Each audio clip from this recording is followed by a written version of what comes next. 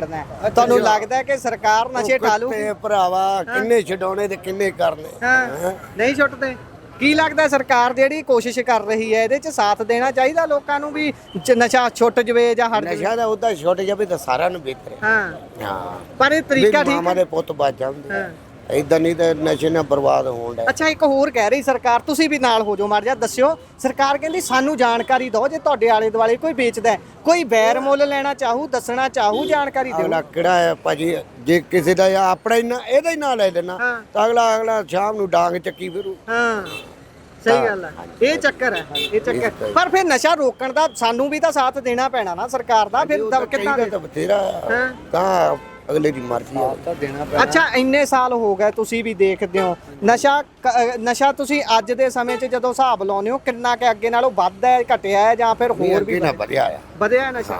ਪਰ ਸਰਕਾਰ ਤਾਂ ਦਾਅਵੇ ਕਰਦੀ ਅਸੀਂ ਲੱਕ ਤੋੜਤਾ ਨਸ਼ੇ ਨਹੀਂ ਵਿੱਚ। ਨਹੀਂ ਕਿਸੇ ਨੇ ਨਹੀਂ। ਨਹੀਂ ਚਿੱਟਾ ਤਾਂ ਥਾਂ ਮਿਲਣ ਲੱਗ ਪਿਆ। ਚਿੱਟਾ ਤਾਂ ਥਾਂ ਹੁਣ ਤੁਹਾਡੇ ਕਿੰਨਾ ਕੁ ਵਿਕਦਾ ਪਿਆ? ਕਾਫੀ ਸਾਡੇ ਕੰਮ ਚੱਲਦਾ ਯਾਰ ਤਲਵਣ ਦੇ ਵਿੱਚ। ਹੁਣ ਜੇ ਪੁੱਛਣ ਤੁਹਾਨੂੰ ਵੀ ਸਾਨੂੰ ਦੱਸੋ ਜਾਣਕਾਰੀ ਦਿਓ, ਫਿਰ ਦੱਸੋਗੇ ਵੀ ਕਿੰਨਾ? ਜਾਣਕਾਰੀ ਹੁਣ ਅਸੀਂ ਆਪਣੇ ਪਿੰਡ ਦਾ ਤਾਂ ਨਾਂ ਲੈ ਸਕਦੇ ਆ, ਬੰਦੇ ਦਾ ਨਹੀਂ ਕਿਸੇ ਦਾ ਲੈ ਸਕਦੇ। ਇਹ ਗਲਤ ਹੋ